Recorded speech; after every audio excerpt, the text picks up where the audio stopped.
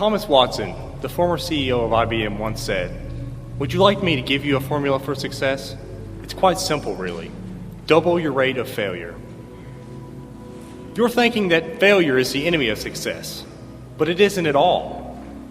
You can be discouraged by failure, or you can learn from it.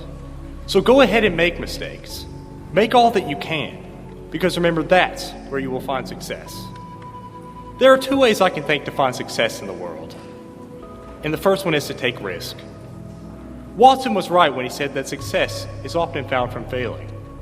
Unless you plan to happen upon extreme luck by winning the lottery or something like that, you're going to have to go out into the world and make something of yourselves, right? Have a plan.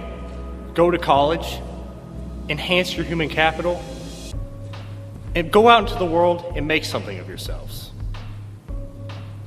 The extent of human capital and how it is applied determines your success in life. And when you go out into the working world, I really hate to be depressing, most of us will fail, and we will fail miserably. But it is how you deal with that failure that will determine your success.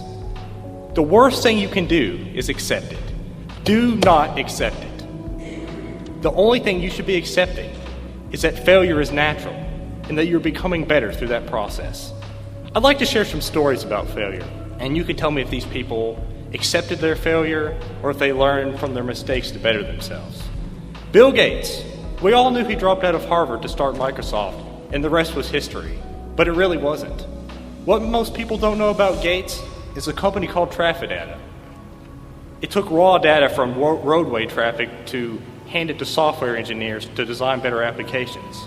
It was a complete failure with no sales, and it was embarrassing for Gates.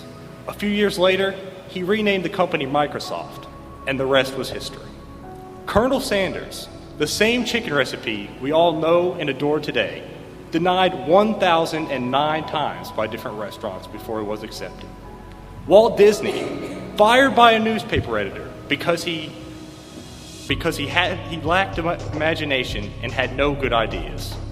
Oprah Winfrey, fired from her first job as a television producer because she was unfit for TV. J.K. Rowling, just 5 years before the first Harry Potter novel was published. She was divorced, severely depressed, had published a series of novels with no sales, and she was on welfare. Michael Jordan, cut from his high school basketball team. Dr. Seuss, first book rejected by 27 different publishers. And my favorite, Steve Jobs, kicked out of the company he started after dropping out of college. He founded a company called Next, which failed. In the meantime, was hired at Pixar, brought Pixar to the company we know it as today. And 10 years later, Apple is failing and begging for him to come back. Of course he accepted, and the rest is history. Why am I telling you about these people that failed? The point is that failure is the seed of opportunity. You will get nowhere in life only doing what you feel comfortable doing, playing to the abilities you are familiar with. We're all human. We all have, more or less, the same potential as the next person. Go out into the world, take risk, make mistakes, get back up, and go forward carrying the knowledge of your endeavors. T.S. Eliot once said, "Only those who will risk going too far can possibly find out how far one can go." The second way I think you can find success is to never settle. When you go to college and graduate, which I surely hope all of us will graduate eventually, you'll go out into the job of your dreams, you'll have a beautiful family, so maybe some of us will pursue a professional degree. Great. All of this is great. But what you will find most among most business leaders at the top is their insatiable appetite for more. They start out as factory workers and managers, and then managers and managers, and then maybe eventually CEOs. The CEOs are the people who find their destiny and they see it out to the end. The ones who will persist through any kind of opposition. They will push until they cannot possibly push anymore. This is not to be confused with greed. I think the willingness to never settle is you wanting to see your potential out to the end. I'd like to give you two short examples of people who I believe never settle. Jen Fields, who is the current president of McDonald's, oversees 14,000 restaurants and hundreds of thousands of employees. Where was she in 1978? A fry cook at the same restaurant where she now sits at the top. Can you imagine that? literally working from the absolute ground floor of a company to becoming its most esteemed staff member. How did she get there? Because she never settled, and she had the desire to reach her true potential. Everyone knows I like Donald Trump, but most people don't know why. In the 60s, he entered into real estate with his father, and they were a big success. They made millions every year on various projects in Brooklyn.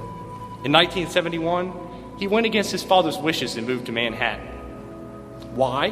Because he knew there would be limits to middle-income housing in Brooklyn, and he thought that real estate could be a worldwide enterprise, and not just a small practice in Brooklyn. To make a long story short, it obviously worked out for him, right? But what is inspirational to me is that he turned down what was obviously set up for him as a comfortable life, to fulfill a dream, to go out on a whim, to take risk and to fail, and to never settle. In conclusion, if I could offer you any advice, it's to take risk, to never settle. If you find yourself questioning if you were meant for more, if your potential outweighs your current circumstance, it probably does.